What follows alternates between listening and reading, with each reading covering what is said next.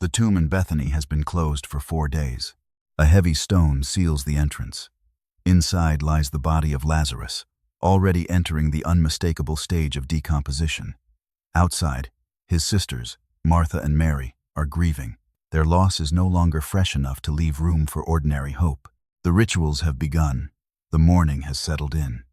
Death, at least from the perspective of everyone present, has already spoken its final word. Then Jesus of Nazareth arrives. He approaches the tomb and commands that the stone be removed. Martha hesitates. 4 days have passed. The body will already smell, but the stone is moved. Jesus stands before the opening and calls Lazarus out. And according to the Gospel of John, the impossible happens. A man who had been dead for 4 days emerges from the darkness of the tomb, still wrapped in burial cloths, moving toward the daylight while a crowd watches in astonishment. If the story occurred exactly as John describes it, this would not have been a minor healing hidden in a private home. It would have been one of the most extraordinary public events of Jesus' entire ministry. The return to life of a man whose death was known, whose burial had already taken place, and whose body had supposedly begun to decay.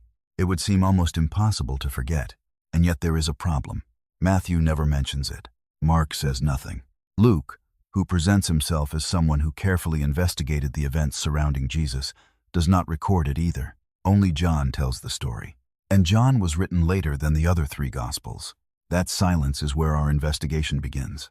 Before going further, one distinction is essential. Baruch Spinoza never wrote a specific analysis of the resurrection of Lazarus. He did not leave behind a forgotten manuscript claiming that John invented the story. He did not compose an essay titled The Lazarus Problem.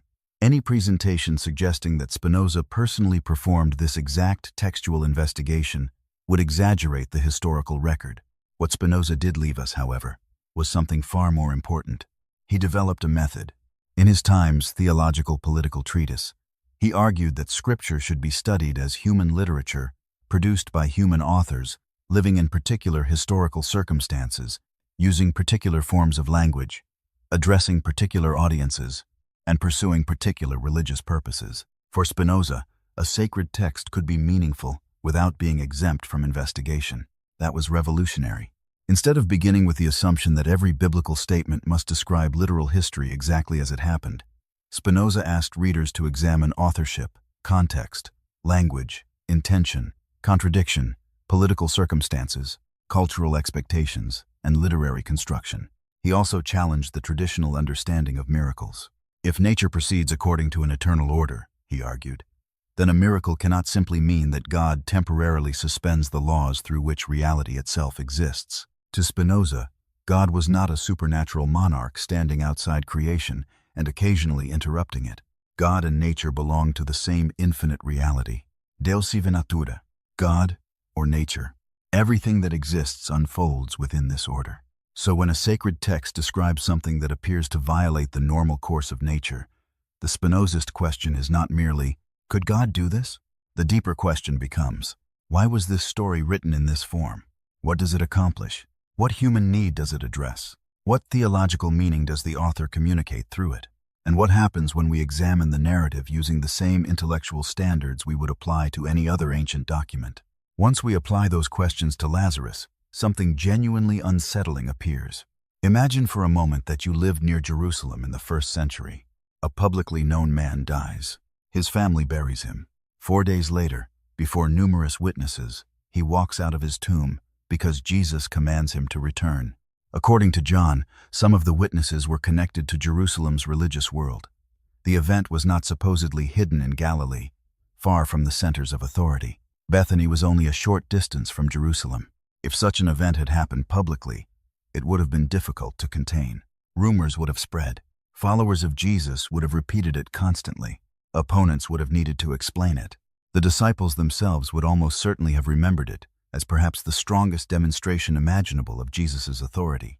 And according to John, that is exactly what happened.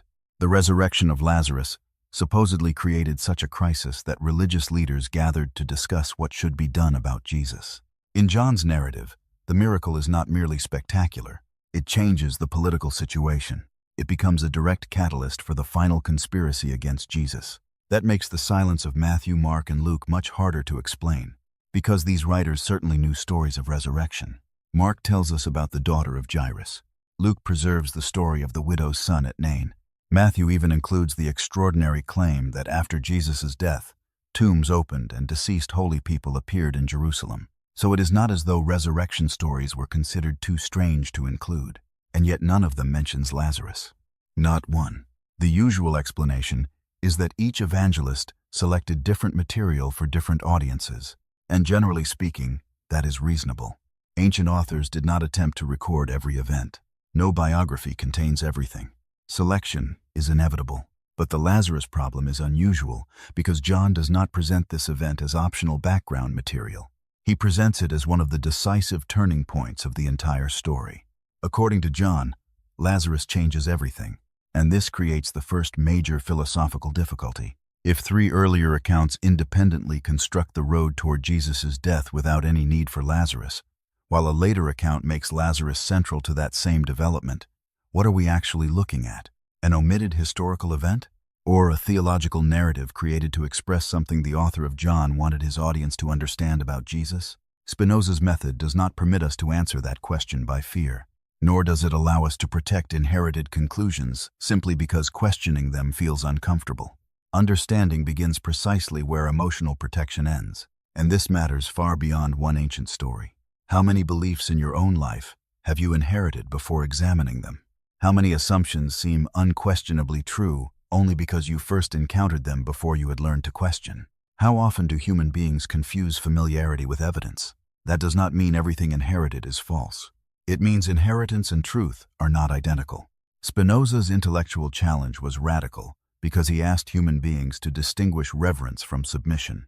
You may respect a text and still examine it. You may recognize its emotional power and still ask how it was constructed. You may discover symbolic truth without forcing yourself to defend every narrative detail as literal history. And nowhere does that distinction become more important than when we turn from the silence surrounding Lazarus to the internal architecture of John chapter 11 itself. Because once we examine how the story is built, the question becomes even more difficult. John chapter 11 does not read like a casual memory preserved by accident. It is remarkably structured. The story begins with news of Lazarus' illness. Jesus receives the message, but instead of immediately traveling to Bethany, he waits. The delay is deliberate. 2 additional days pass before he begins the journey. That detail matters. Without the delay, Lazarus might have died shortly before Jesus arrived. Questions could remain. Perhaps he had only just stopped breathing. Perhaps someone had misjudged his condition. But John removes that possibility. By the time Jesus reaches Bethany, Lazarus has already been in the tomb for 4 days. Then comes another carefully arranged sequence. Jesus speaks with Martha. Martha expresses grief mixed with faith. Jesus responds with one of the Gospel's most memorable declarations about resurrection and life. Mary then arrives and gives essentially the same lament her sister had given. Jesus sees the grief. He approaches the tomb. The stone is removed. And finally, Lazarus is called out.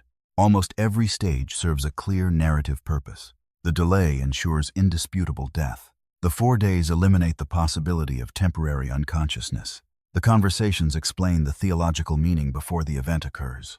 The public setting creates witnesses. The command before the tomb demonstrates authority. And Lazarus' emergence provides the visible climax. This is not evidence by itself that the event never happened. Real events can also be narrated beautifully. But literary structure matters when evaluating historical sources, especially when that structure supports the author's theological themes with unusual precision. John repeatedly places powerful identity declarations on Jesus' lips. The language is distinct from the style we find in Matthew, Mark, and Luke. The Jesus of John speaks at length about who he is, where he comes from, his relationship to the Father, life, truth, light, resurrection, and eternal existence. The Lazarus episode gives the author the perfect dramatic setting for one of these declarations. Death stands directly in front of Jesus. A tomb becomes the stage. Grieving sisters become witnesses.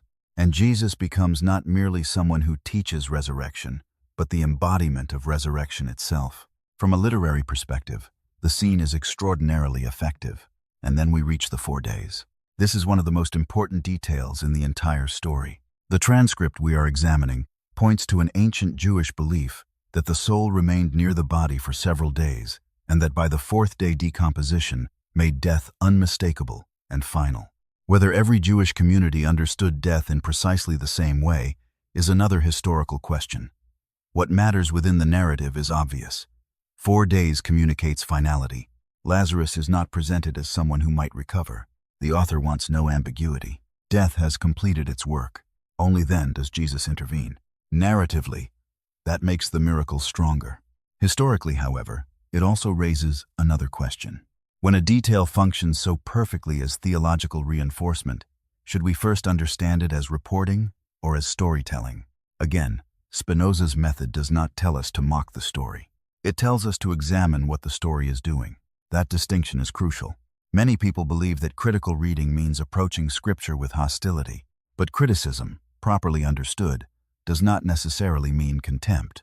It means discrimination. It means learning to distinguish one kind of claim from another. A poem is not false because it does not function like a laboratory report. A parable is not worthless because its characters cannot be located in a census.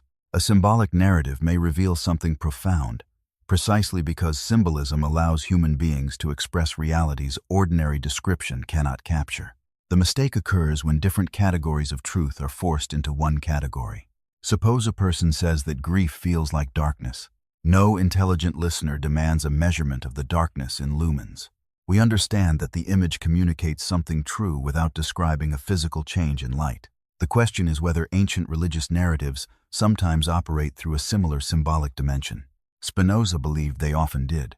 For him, the biblical prophets communicated through imagination. This did not automatically make them frauds. It meant that human beings encounter ideas through language, images, cultural symbols, hopes, fears, dreams, memories, and stories.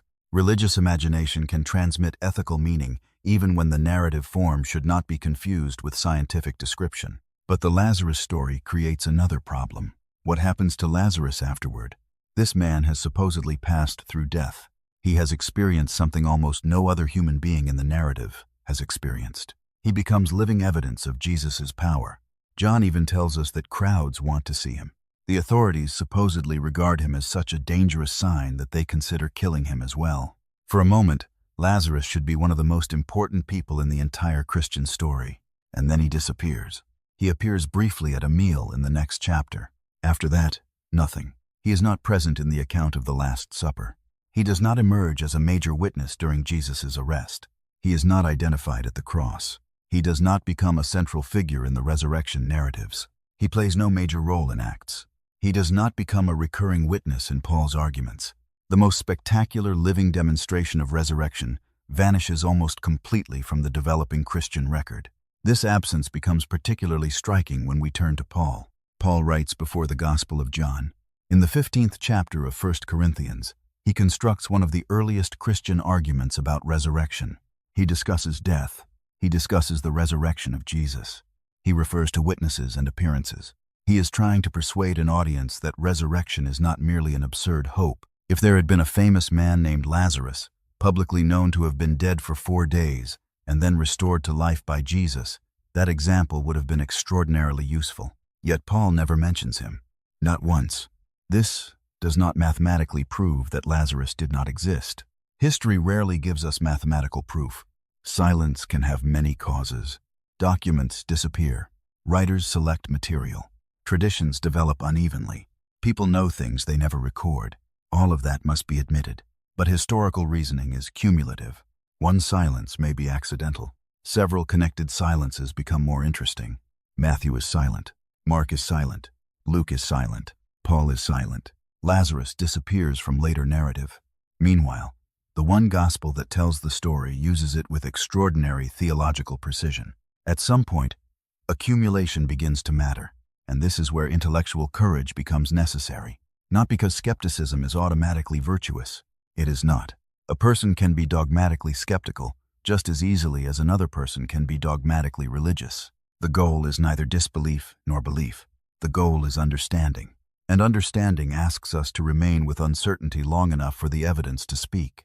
But the internal structure of the Lazarus story has another layer. The name itself opens a surprising connection. And when we compare John with another gospel, the possibility of deliberate literary development becomes even harder to ignore. The name Lazarus is not meaningless. It is the Greek form connected to Eleazar, a Hebrew name associated with the idea that God has helped. Within the narrative, that is already suggestive. A character who becomes the supreme demonstration of divine help carries a name whose meaning harmonizes naturally with the theological function he performs. Names in ancient literature frequently mattered. They could carry memory, symbolism, identity, or expectation. But the more revealing connection appears when we turn to the Gospel of Luke. In Luke chapter 16, Jesus tells a parable involving a rich man and a poor man named Lazarus. This is unusual. In the Gospel parables, characters are normally identified by role: a farmer, a father, a servant, a widow, a Samaritan, a king. But here the poor man is given a name: Lazarus. In the parable, both men die. Lazarus is carried to a place of comfort associated with Abraham, while the rich man finds himself suffering. The rich man then asks for Lazarus to be sent back to warn his brothers. The request is denied. The conclusion is devastating. If people refuse to listen to Moses and the prophets, even someone rising from the dead will not necessarily persuade them. Now compare that with John. In Luke, a Lazarus is imagined as someone whose return from death might be used as a final warning. The answer is that even resurrection would not force unbelieving people to change. Later, in John, a Lazarus actually rises from the dead. And what happens? Some believe. Others report the event to the religious authorities. And the authorities do not respond with surrender. They respond by moving toward the destruction of Jesus. The resurrection does not resolve unbelief. It intensifies conflict. The parallel is difficult to ignore. It does not prove that the author of John simply copied Luke. Historical relationships between gospel traditions are more complicated than that. But it does suggest that Lazarus existed within early Christian storytelling as a figure connected with the idea of death, return, belief, and refusal to believe. When a named figure already functions symbolically in one tradition and later becomes the protagonist of a literal resurrection story in another, literary dependence, or shared narrative development, becomes a reasonable possibility. This is where critical reading becomes uncomfortable for anyone who has been taught that sacred texts must always behave like modern historical reporting. But ancient writers did not separate history, theology, symbolism, memory, rhetoric, and interpretation in exactly the same way modern readers often do. They wrote to persuade. They wrote to shape communities. They wrote to communicate identity. They selected events according to meaning. They arranged scenes. They used echoes from older texts. They placed stories beside one another so that each illuminated the next. Theological literature is not necessarily less sophisticated than modern history. In many cases, it is more deliberately layered, and John is among the most theologically layered texts in the New Testament. Its opening already tells us this. Jesus is introduced through the concept of the Logos. The narrative is not satisfied merely to tell us what Jesus did. It wants to tell us what Jesus means within the structure of reality. Its speeches are longer. Its symbolism is stronger. Light and darkness appear repeatedly. Water becomes more than water. Bread becomes more than bread. Blindness becomes more than a physical condition. Birth becomes more than biological birth. Life becomes more than biological survival. Within such a literary world, a tomb may also become more than a tomb. This brings us to the wider Mediterranean environment in which the gospel developed. The ancient Mediterranean world contained numerous religious traditions in which death, descent, renewal, divine life, or return from the realm of the dead played symbolic roles. Eleusinian traditions, Egyptian stories surrounding Osiris, and Greek traditions associated with Dionysian religion all existed within the larger cultural environment. We must be careful here. Similarity does not prove copying. Religions often develop similar symbols because human beings confront similar realities. Every civilization faces death. Every civilization grieves. Every civilization asks whether anything survives loss. Every civilization creates images of renewal. To say that John was written within a world familiar with death and renewal symbolism is not the same as claiming that the author stole the Lazarus story from one specific pagan myth. That would go beyond the evidence. But cultural context still matters. John was written in Greek. Its audience existed within an increasingly Hellenized environment. Its theological vocabulary differs significantly from the earlier gospel traditions. Its author knew that claims about divine life, eternal existence, death, and restoration would enter a cultural imagination already rich with religious symbolism. That does not diminish the text. It helps us understand how texts communicate. No author writes outside history. No language arrives without inherited associations. No audience receives words in an empty mind. Every story enters a world already filled with other stories. Spinoza understood this principle centuries before modern biblical criticism developed its full methods. He insisted that Scripture must be interpreted from within the conditions that produced it. Who was speaking? To whom? In what language? Under what political circumstances? With what assumptions? With what goals? Those questions were dangerous because institutions often prefer a simpler relationship with sacred literature. They prefer certainty. Certainty creates boundaries. Boundaries create authority. Authority can define who belongs and who does not, but understanding is less obedient. Once people learn to ask how a text was formed, they may also begin asking who benefits from one interpretation rather than another. And this is where Spinoza's criticism of miracle narratives becomes philosophically explosive. If God and nature are not two separate realities, then the ordinary order of nature cannot be treated as something God occasionally needs to defeat. Nature itself expresses the divine order. The laws through which reality unfolds are not obstacles standing between God and action. They are the order of existence itself. From this perspective, a decomposing body suddenly reversing all biological processes cannot simply be described as God temporarily suspending nature. For Spinoza, that would imply contradiction. God would be overturning the order that expresses God's own nature. The more important question, then, becomes what human beings mean when they call something miraculous. Often, Spinoza suggests, we call an event miraculous because we do not understand its cause. Ignorance becomes wonder. Wonder becomes supernatural explanation. And supernatural explanation becomes institutional certainty. But lack of knowledge is not evidence that nature has stopped functioning. Think about how often this happens outside religion. A person sees an unexpected result and says, "There was no reason." Usually what they mean is, "I do not know the reason." Those are not the same statement. A storm does not become causeless because the farmer does not understand atmospheric physics. An illness does not become supernatural because the patient cannot identify its mechanism. An emotion does not appear from nowhere simply because the person experiencing it cannot trace its history. Reality is full of causes extending beyond immediate awareness. And human beings frequently confuse the limits of their knowledge with the limits of nature. This is one of Spinoza's deepest psychological insights. We experience ourselves from inside our desires. We know what we want, but we rarely know the entire chain of causes that produce the wanting. So we imagine ourselves more independent than we are. Something similar can happen with religious narratives. We experience the emotional force of a story, and then assume that its emotional force establishes its historical form. But feeling and history are different questions. A story can move you deeply without functioning as eyewitness reporting. The real test comes when we ask whether recognizing that distinction destroys the story's meaning. Spinoza's answer would be more surprising than many critics or believers expect. Spinoza was not arguing that Scripture becomes worthless once literalism is questioned. That would be a crude misunderstanding of his project. He could criticize superstition sharply while still recognizing the moral, political, and spiritual influence of biblical literature. His concern was not that religious texts contained imagination. Human beings need imagination. We think through images. We remember through stories. We communicate values through narrative. A child may understand justice through a story long before understanding a philosophical definition of justice.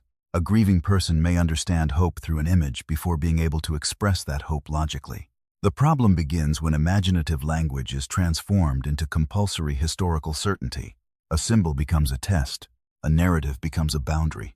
Questioning one detail becomes equivalent to rejecting everything, and fear takes the place of understanding. From this perspective, the Lazarus story may retain extraordinary power even if its historical literalness becomes doubtful. Consider what the narrative actually contains. Two sisters are grieving. They believe divine help might come. It did not come when they expected. Their brother died. Jesus arrived late. This is one of the most recognizable human experiences imaginable. Not necessarily the literal death of a brother, but the experience of waiting for something that does not happen. You hoped help would arrive. It did not. You believed a relationship would survive. It ended. You believed your health would remain. It changed. You believed a person would stay. They left. You believed your future had a particular shape. Reality destroyed that shape. Martha's grief contains a painful human thought. If only you had been here. Almost everyone who has suffered serious loss knows some version of that sentence. If only I had acted earlier. If only the doctor had noticed. If only we had taken another road. If only I had called. If only I had understood. Grief often speaks through impossible alternatives. The mind returns to the past and invents doors that can no longer be opened. The Lazarus story enters precisely that psychological space. Then comes the tomb, a closed place, a stone, darkness, a body hidden inside.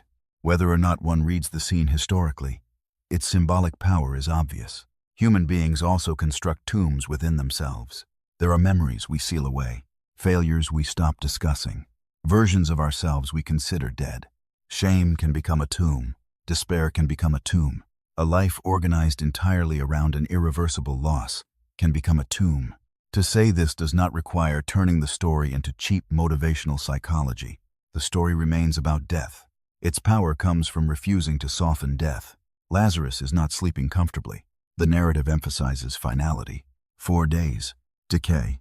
No ordinary return. Only after establishing that darkness does the story introduce the possibility of emergence. This is why symbolic readings can sometimes preserve a text rather than destroy it. If we reduce Lazarus exclusively to a question about biological reanimation, then the entire meaning of the story depends on proving an ancient medical event for which independent evidence is limited. But if we also ask what the narrative communicates about grief, hope, identity, loss, and renewal, the text becomes philosophically richer. This does not prove the historical event happened, nor does it prove it did not. It simply refuses to confuse two different questions. And this distinction is one of the most liberating habits of thought Spinoza offers. What is fact? What is interpretation? What is emotional meaning? What is institutional doctrine? What is symbolic communication? These categories overlap, but they are not identical. Many conflicts become impossible to resolve because people argue across categories without noticing. One person says, "This story gives my life meaning." Another responds, "But where is the historical evidence?" The first person may be speaking existentially. The second is speaking historically. Both may be asking legitimate questions. Neither question automatically answers the other. Spinoza's method allows us to hold them apart long enough to examine each honestly. But when we return specifically to the Gospel of John, another tension appears. After Lazarus is raised, the authorities supposedly decide that both Jesus and Lazarus have become dangerous. Yet shortly afterward, the narrative shows Jesus and Lazarus dining openly in Bethany, while crowds gather. There is remarkably little sense of two men attempting to evade an immediate death order. As narrative preparation for Jesus' final journey, the scene works. As political history, it creates questions. Again, no single tension decides the case. Historical narratives are messy. People behave irrationally. Authorities may delay. Rumors may exceed reality. But each tension belongs to the larger accumulation. The synoptic silence, Paul's silence, Lazarus' disappearance, the theological precision of the narrative, the symbolic 4-day structure, the connection with Luke's Lazarus, the unusual role the miracle plays in John's explanation of Jesus' death, and now the broader literary difference between John and the earlier Gospels. Because once we compare their chronologies, the possibility that John is constructing theological history rather than simply recording chronological memory becomes increasingly difficult to avoid. In Matthew, Mark, and Luke, Jesus' confrontation in the temple belongs near the end of his ministry. The action creates conflict. The conflict accelerates the movement toward arrest. But John places the temple incident near the beginning. That is not a minor shift. It changes the architecture of Jesus' public career. Likewise, the chronology surrounding Jesus' final meal differs. The Synoptic Gospels frame the meal within Passover in one way. John arranges the chronology so that Jesus' death carries a different symbolic relationship to the Passover sacrifices. Why would an author make such choices? Perhaps because chronology is not his only concern. Perhaps theological meaning determines arrangement. Ancient writers were often comfortable shaping material so that the pattern of a story expressed the significance they believed events possessed. To a modern reader trained to expect documentary chronology, this may seem like distortion. To an ancient theological writer, it might have appeared entirely legitimate.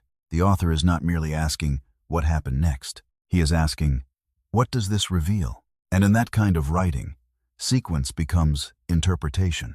The Lazarus story fits this method almost perfectly. Before Jesus enters his own death, another man enters death first. Before Jesus' tomb is opened, Lazarus' tomb is opened. Before the resurrection of Jesus is proclaimed, Jesus demonstrates authority over the grave. The story anticipates what comes later. It prepares the reader emotionally and theologically. As literature, it is masterful. But as historical verification, its very perfection creates suspicion. Reality rarely arranges itself with such thematic elegance. Writers do. And yet the argument now reaches an even more sensitive question. If Lazarus may be a literary construction, what does that mean for the resurrection of Jesus himself? That question cannot be avoided, but it also cannot be answered carelessly. The moment Lazarus is questioned, many readers feel an immediate fear. If this story is not literal, what else becomes uncertain? Does questioning Lazarus force us to question Jesus' resurrection? Does one critical conclusion collapse the entire Christian tradition? This is precisely where intellectual discipline matters. A responsible investigation does not drag conclusions from one case into another without examining the evidence separately. The resurrection of Jesus is a much larger historical and theological subject. Its traditions appear in multiple texts. Paul refers to resurrection belief before the Gospel of John was written. Different gospel accounts preserve different forms of the tradition. There are disputes about chronology, appearances, location, witnesses, and textual development. All of that deserves independent examination. The Lazarus problem cannot settle the Jesus resurrection question by itself. To pretend otherwise would simply replace religious dogmatism with skeptical dogmatism. And Spinoza's deeper method requires us to resist both. Every claim must be studied according to its own evidence. The transcript points, for example, to the ending of Mark. The earliest recoverable form of Mark ends in a way that differs from the longer ending found in later manuscripts. The women encounter the empty tomb and leave in fear, while later resurrection appearance material appears in an expanded ending. Matthew, Luke, and John contain additional resurrection narratives, with differences in detail and arrangement. These differences are historically important, but they belong to another investigation. For Lazarus, the evidence under consideration is more specific. We have one gospel account. We have silence in three others. We have silence in Paul. We have literary connections. We have theological function. We have chronological tension. And we have a character who becomes central for one chapter and then almost disappears. Taken together, those factors make the story difficult to treat as an independently verified historical event. But difficult to verify historically is not the same as meaningless. This difference is essential. Even within Christianity, symbolic interpretation is not merely a modern invention created by hostile secular scholars. Ancient Christian thinkers often read Scripture on several levels. Origen, one of the most influential early Christian theologians, believed many passages carried spiritual meanings that could not be exhausted by surface literalism. The ancient tradition was far more intellectually diverse than contemporary arguments sometimes admit. There were readers who searched for historical meaning, moral meaning, allegorical meaning, spiritual meaning, Christological meaning. They did not always assume that the value of Scripture depended entirely on modern factual verification. This matters because modern fundamentalism sometimes presents a false choice. Either every detail occurred exactly as described, or the Bible becomes worthless. But that is not the only way texts have been read. There is another possibility. A text can preserve memory while reshaping it. A story can contain theology and history at the same time. A narrative may grow through retelling. A symbolic episode can express what a community believes about a person even when the episode itself cannot be independently confirmed. Human memory itself works this way. We do not store experience like cameras. We reconstruct. We emphasize. We interpret. We organize events according to meaning. Communities do something similar on a much larger scale. Stories that express identity survive. Stories that explain suffering survive. Stories that answer theological conflict survive. Stories that offer hope survive. Over decades, they may become more developed because each generation tells them in the language its audience understands. This is not always deliberate deception. Sometimes it is the natural development of collective memory. That idea helps explain why Spinoza's approach was so disruptive. If Scripture had a history, then interpretation could no longer depend exclusively on religious authority. People could investigate. They could compare texts. They could notice contradiction. They could ask when books were written. They could distinguish what one author believed from what another author believed. They could examine political interests. They could recognize that sacred literature emerged through human processes. And once that door opens, certainty changes. You may still believe, but belief can no longer depend on refusing to see complexity. This is perhaps one reason fear has played such a powerful role in religious interpretation. Fear simplifies. If questioning is dangerous, people stop asking. If doubt threatens identity, evidence becomes emotionally expensive. If belonging depends on agreement, investigation becomes socially risky. Spinoza experienced this personally. As a young man, he was expelled from his own Jewish community. His intellectual independence came with a real cost. He refused to surrender inquiry simply because an institution declared certain conclusions untouchable. That does not mean every conclusion he reached was correct. No philosopher deserves blind obedience either. Spinoza himself would become another authority figure if we used his name to avoid thinking. The point is not to replace one unquestionable teacher with another. The point is to inherit the method. Examine cause. Examine context. Distinguish imagination from demonstration. Do not let fear decide what you are permitted to investigate. And perhaps most importantly, recognize how much human suffering comes from demanding that reality conform to what we desperately want to be true. This is where the Lazarus story intersects with Spinoza's psychology. Martha and Mary want their brother back. Anyone who has lost someone understands that desire. Death creates one of the deepest rebellions in the human mind. We know nature changes everything. Bodies age, relationships end, generations disappear. Every living system transforms. Yet emotionally, we demand permanence. We want this person to remain, this body to remain, this identity to remain, this arrangement of life to remain. When reality refuses, grief emerges from the collision between desire and necessity. Spinoza does not ask us to become emotionless. He asks us to understand emotion. Understanding does not eliminate love. It changes our relationship with loss. A person who understands the causes of a storm may still fear it, but the storm is no longer experienced as personal punishment. A person who understands human mortality may still grieve, but grief no longer needs to be interpreted as a violation of what nature promised. Nature never promised permanence. We promised permanence to ourselves. That difference can be painful. It can also be liberating. And this is why the question of Lazarus eventually becomes much larger than whether one corpse returned to life in first-century Bethany. The deeper issue is what human beings ask stories to do for them. Do we need them to defeat nature, or can they teach us how to live within nature? Consider the possibility that the sacred power of the Lazarus story does not depend on nature being interrupted. That may initially sound like a reduction. For many believers, the miracle is precisely the point. If Lazarus did not biologically return from death, what remains? Quite a lot. A grieving family remains. The human confrontation with mortality remains. The experience of divine absence remains. The question of delayed hope remains. The tomb remains. The darkness remains. The call to emerge remains. The transformation of despair into possibility remains. The story's emotional architecture survives, even when historical certainty is suspended. And perhaps that tells us something important about why it has survived for centuries. People do not only remember stories because they can verify them. They remember stories because the stories give language to experiences they cannot otherwise express. Lazarus represents the place where life appears closed. The stone represents finality. The 4 days represent the moment when ordinary hope becomes irrational. The sisters represent the part of us that still asks why help arrived too late. Jesus' command represents interruption not necessarily of physics, but of despair.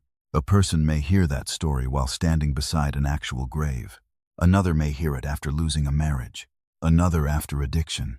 Another after exile. Another after years of believing that some part of life is unrecoverable. The historical question and the existential question are different, and the fact that they are different does not make either trivial. Spinoza's philosophy pushes us toward a form of intellectual maturity capable of holding both. You can ask, did this event happen? And also, what does this story reveal about human beings? You can answer the first cautiously and the second deeply. The danger arises when fear insists that the second answer cannot survive unless the first remains unquestioned. Why should meaning be so fragile? Why should hope collapse merely because a text turns out to be literary? We do not stop learning from Greek tragedy because Oedipus cannot be interviewed. We do not abandon philosophical dialogues because their dramatic form contains literary construction. We do not conclude that a metaphor is useless because it cannot be photographed. Human beings have always reached truth through more than one form of discourse. Scientific description tells us one kind of truth.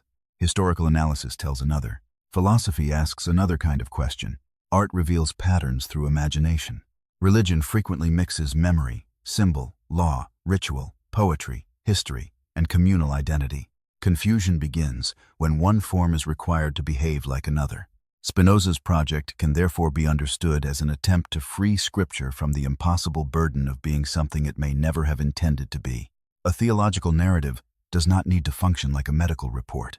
A symbolic account does not become fraudulent simply because symbolism is present. But once institutions insist on literal certainty, they create an unnecessary vulnerability. Every textual contradiction becomes dangerous. Every historical problem becomes threatening. Every scientific development becomes an enemy. Every critical question becomes rebellion. Faith becomes defensive because it has tied itself to claims it must protect at any cost. Spinoza saw another path. Read carefully. Ask what the text means. Ask why the author wrote it. Ask how the audience would have understood it. Ask what moral or spiritual purpose it served. Separate those questions from what can be historically demonstrated. Then let the evidence determine how strongly each conclusion should be held. That final point matters. Intellectual humility does not mean refusing conclusions. Sometimes evidence points strongly in one direction. Humility means holding the conclusion in proportion to the evidence. In the case of Lazarus, the cumulative evidence examined in the transcript points toward a literary theological construction rather than a multiply-attested historical event. Not absolute proof, not mathematical certainty, but probability. That word is often frustrating. Human beings crave certainty. We prefer yes or no, true or false, miracle or fraud, history or fiction, but reality rarely obeys those clean divisions. Historical knowledge especially operates through probability. We reconstruct the past from surviving fragments. Some sources agree. Some contradict. Some disappear. Some are written decades later. Some serve political interests. Some transform oral tradition. Our responsibility is not to manufacture certainty where evidence gives only probability. That is one of the great disciplines of reason. And it applies far beyond ancient religion. How much unnecessary conflict enters your life because you need certainty before certainty is possible? How often do you turn suspicion into fact? How often do you defend an interpretation as though it were reality itself? How much anger comes from confusing what you believe happened with what you actually know happened? Spinoza's philosophy repeatedly invites us to investigate the chain of causes behind our judgments. Why does this idea frighten me? Why do I need this conclusion? What would I lose if it were false? What identity am I protecting? What institution taught me that questioning equals betrayal? These questions are uncomfortable because they shift attention away from the argument and toward the person making it. Sometimes we believe because evidence convinces us. Sometimes we believe because belonging requires it. Sometimes we disbelieve because evidence convinces us. Sometimes we disbelieve because rejecting religion has become part of our identity. Reason must examine both. The believer is capable of bias. The skeptic is capable of bias. The philosopher's task is not to flatter either tribe. It is to understand. And this brings us back to John. Once we understand the gospel as a theological work, the Lazarus story becomes more coherent, not less. Its function becomes visible. It establishes Jesus' authority over death before his own passion. It allows one of John's central declarations about life and resurrection. It creates a narrative bridge toward the final conflict with authorities. It anticipates the tomb that will dominate the ending. The story is doing theology through narrative. And as literature, it does that remarkably well. The question is whether we lose anything important when we admit that possibility. Perhaps we lose certainty, but we may gain something better. We may gain understanding. Spinoza paid heavily for choosing understanding over protected certainty. He was expelled from his religious community while still a young man. His writings became controversial. Some of his most important work circulated under conditions that reflected the danger surrounding radical philosophical inquiry in 17th-century Europe. He lived quietly, supporting himself in part through skilled work connected with lens-making. He never built a great religious institution. He did not surround himself with disciples demanding obedience. His influence grew slowly, but the method he helped make possible changed the intellectual world. Scripture could be examined historically. Authorship could be questioned. Chronology could be reconstructed. Contradictions could be studied rather than hidden. Language could be compared. Political context could be investigated. Religious authority could no longer claim that reverence required intellectual surrender. Centuries later, much of modern biblical scholarship operates within a world that Spinoza helped open. That does not mean scholars simply repeat his conclusions. They do not. Modern criticism contains many schools, methods, disagreements, and competing interpretations. But the underlying freedom to ask historical questions about sacred texts owes an enormous debt to the intellectual transformation Spinoza represents. And perhaps the most important lesson is not about Lazarus at all. It is about what questioning means. Many people have been taught that questioning a religious narrative means attacking the people who love it. It does not have to. A person can say, "I do not think this happened exactly as described," and still understand why another human being finds hope in the story. A person can reject literal resurrection in this particular narrative while respecting the grief of someone who hears in Lazarus the promise that death does not have the final word. Human understanding becomes richer when we stop forcing every disagreement into hostility. The sisters at the tomb remain moving figures. The image of a stone being removed remains powerful. The voice calling someone out of darkness remains powerful. The movement from mourning toward renewed life remains powerful. These images touch something deeply human: grief, hope, finality, memory, the desire to begin again after something has ended. None of those realities requires a suspension of natural law in order to exist. Under Spinoza's framework, nature itself is not spiritually empty. If God and nature belong to one infinite reality, then meaning does not need to arrive by breaking nature. Meaning can exist within nature. Wonder can exist without violation. Sacredness can exist without supernatural interruption. A sunrise does not need to violate physics to be beautiful. Love does not need to suspend causality to transform a life. Understanding does not become less profound because the brain participates in it. Grief does not become less real because it has causes. Hope does not become meaningless because it emerges from human consciousness within nature. This is an important reversal. Traditional miracle thinking often assumes that the more an event violates nature, the more divine it becomes. Spinoza invites almost the opposite conclusion. If nature is the expression of infinite reality, why would we need nature to fail before we can recognize the sacred? Perhaps the desire for miracles sometimes reveals our dissatisfaction with reality. We want exceptions. We want the person to return. We want the disease to vanish. We want time reversed. We want consequences canceled. We want nature to make an exception for what we love. That desire is understandable. It is one of the most human things about us. But philosophy asks whether peace can depend on that demand. If your hope requires reality to violate itself, how stable can that hope be? Spinoza's path is harder. He does not promise that nature will bend for us. He asks us to understand the order to which we belong. He does not promise immortality in the form our imagination may desire. He asks us to see ourselves as expressions of something larger than isolated individuality. He does not defeat fear by offering magical control. He weakens fear by increasing understanding. The more we understand causes, the less we interpret events as arbitrary attacks. The more we understand our emotions, the less completely they govern us. The more we understand our place in nature, the less desperately we demand that nature confirm our personal expectations. This is freedom in a Spinoza sense, not freedom from causality, freedom through understanding causality. You are not free because nothing influences you. You become freer when you understand what influences you. A person driven by anger without understanding its cause is passive. A person who understands the conditions producing anger gains room to act differently. A person controlled by fear of religious punishment may call that obedience. But if fear is determining thought, is that freedom? A person who refuses to examine a belief because their identity depends on it may call that faith. But is belief truly stronger when it cannot survive investigation? Those questions bring us back to Lazarus one final time. Did Lazarus literally return from death after 4 days exactly as the Gospel of John describes? Based on the evidence examined here, The most defensible historical conclusion is probably no, at least not as a verifiable event supported by multiple independent sources. The silence of Matthew, Mark, and Luke matters. Paul's silence matters. Lazarus's disappearance matters.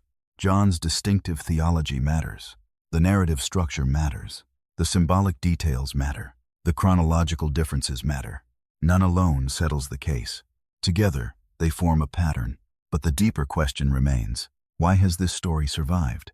Why has it moved generations for nearly 2,000 years? Why does the image of a sealed tomb still speak to people who know nothing about biblical criticism? Because the story addresses something historical verification alone cannot satisfy. Human beings know what it means to stand before something that feels irreversible. We know what it means to mourn. We know what it means to arrive too late. We know what it means to stare at a closed door and believe nothing remains beyond it. The Lazarus story transforms that experience into narrative. It says that darkness is not the only language available to human consciousness. Even in the presence of death, human beings create meaning. Even in loss, they imagine renewal. Even when nature does not reverse itself, life continues to produce forms of beginning. That may be the most enduring meaning of the story. Not that nature was defeated, but that human beings can face nature, including its most painful necessities, without surrendering completely to despair. So we return to the question with which we began. Did the resurrection of Lazarus happen exactly as John describes it? If we read the account with the same historical rigor we would apply to another ancient document, the evidence gives us serious reasons for doubt. 3 earlier Gospels do not mention it. Paul does not mention it. The character disappears almost immediately after serving his theological purpose. The chronology of John differs in significant ways from the synoptic tradition. The story is structured with extraordinary literary precision. Its details reinforce John's distinctive theology. Its Lazarus figure echoes another Lazarus tradition, connected with resurrection and unbelief. And its role in explaining the decision to execute Jesus conflicts with the structure presented by the other Gospels. Taken together, these features point strongly toward the possibility that John chapter 11 is a carefully constructed theological narrative, rather than a straightforward record of an independently verified biological resurrection. But if we stop there, we miss the more important lesson, because the question, did it happen, is only one question. What does it mean, is another. And the second cannot simply be erased by uncertainty about the first. Spinoza offers a way of reading that refuses 2 easy extremes. The first is blind acceptance. Everything must be literal. Every contradiction must be explained away. Every question must be suppressed. Every doubt must be treated as moral failure. The second extreme is contemptuous rejection. If the story is not literal, throw it away. If the miracle did not occur, the text has nothing to teach. If ancient people shaped theology through narrative, dismiss them as ignorant. Spinoza's path is more demanding because it allows neither laziness. Read, compare, investigate, understand context. Ask what the author is trying to communicate. Separate symbolism from historical claim. Distinguish emotional power from factual verification. And then hold your conclusion with enough humility to admit where certainty ends. This habit of mind is not only useful for reading scripture, it can transform the way you interpret your entire life. Every day, you receive stories. Stories about politics. Stories about enemies. Stories about success. Stories about your identity. Stories about what people think of you. Stories about why someone behaved badly. Stories about what the future will bring. Stories about what kind of person you must become in order to deserve love. How many of those stories have you examined? How many are interpretations disguised as facts? How many fears depend on assumptions you have never tested? How many resentments survive because you repeat one narrative about another person without investigating its causes? How many inherited beliefs remain powerful simply because they were placed inside you before you had developed the ability to question? This is where philosophy stops being an abstract exercise. Understanding becomes a form of liberation. Not because understanding gives you control over everything. It does the opposite. It reveals how much was never under your independent control. You were born into a language you did not choose, a family you did not choose, a historical moment you did not choose, a body shaped by conditions you did not choose. You inherited customs before evaluating them. You developed emotional patterns before understanding them. You were affected by causes you could not see. And yet within this immense network of necessity, something changes when causes become visible. You stop confusing reaction with freedom. You become less easily manipulated by fear. You recognize when institutions demand certainty instead of offering reasons. You discover that admitting uncertainty does not make the world collapse. You become capable of changing your mind without feeling that your identity has died. Perhaps that is another form of resurrection. Not a corpse leaving a grave, a mind leaving a prison, a person emerging from inherited fear, an old certainty dying so that understanding can begin. Not supernatural resurrection, intellectual resurrection. And unlike the miracle at Bethany, this one does not require us to suspend the laws of nature. It occurs through them. A brain learns. A mind compares. A person reflects. Fear loses some of its power. Understanding increases. The individual becomes more capable of acting from knowledge rather than passive reaction. This is why Spinoza remains unsettling. He does not merely challenge what you believe. He challenges the psychological need behind belief. Do you believe because you understand, or because you are afraid not to? Do you reject because you have examined, or because rejection makes you feel intellectually superior? Do you ask questions because you want truth, or only because you want ammunition for a conclusion you already chose? Reason demands that these questions be directed inward. No philosophy deserves exemption. Not Christianity, not atheism, not Spinoza, not skepticism itself. The moment any worldview becomes immune to investigation, it begins to reproduce the very problem Spinoza opposed. The goal is not to become someone who doubts everything. Radical doubt can become as irrational as blind faith. The goal is proportion. Believe strongly when evidence is strong. Remain uncertain when evidence is incomplete. Change your position when better explanations appear. Recognize symbolic meaning without confusing it with historical proof. Recognize historical possibility without exaggerating it into certainty. And above all, do not allow fear to become your method of knowing. The tomb of Lazarus remains before us. Perhaps no corpse ever walked out of it after 4 days. Perhaps the author of John shaped this story to communicate what he believed about Jesus. That in him, death did not possess ultimate theological authority. Historically, the account remains difficult to verify. Literarily, it is brilliant. Psychologically, it remains powerful. Philosophically, it forces us to confront one of humanity's oldest struggles. We know that everything changes, and yet we long for permanence. We know that death belongs to nature, and yet we dream of return. We know that certainty is limited, and yet we hunger for absolute answers. Perhaps wisdom does not come from eliminating those tensions. Perhaps it comes from understanding them. Spinoza's great challenge was not simply to reject miracles. It was to reject the belief that ignorance becomes more sacred when we refuse to investigate it. Nature does not become less divine because we understand more of it. A text does not necessarily become less meaningful because we understand how it was constructed. A life does not become less precious because it is temporary. And hope does not become meaningless because the dead do not literally return. Sometimes hope means something far more difficult. It means facing reality without demanding that reality become something else. It means learning to love what is temporary without pretending it is permanent. It means allowing grief to exist without converting grief into superstition. It means accepting that some tombs do not open while discovering that life still continues outside them. That is not the comforting miracle many people want, but perhaps it is a more durable form of courage. So ask yourself the question Spinoza's method ultimately places before every reader. How much of what you call truth have you actually examined? And if one of your deepest beliefs turned out to be symbolic rather than literal, would you lose its meaning?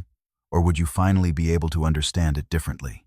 If this kind of philosophical investigation gives you something worth thinking about, share in the comments what part of the Lazarus story you now see differently.